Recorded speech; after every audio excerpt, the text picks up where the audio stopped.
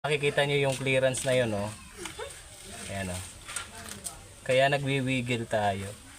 Tsaka kapag kaganyan, kapag malaki na ang clearance ng bushing, maraming sisirain yan.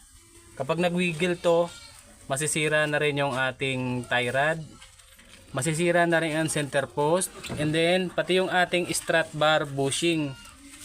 So yung strut bar bushing napalitan na natin. So ang papalitan natin ay ito. So ipapamachine shop natin to. And then magpapalit na rin tayo ng tie rod para lahat napalitan, pati yung ating center post. So yan. Okay.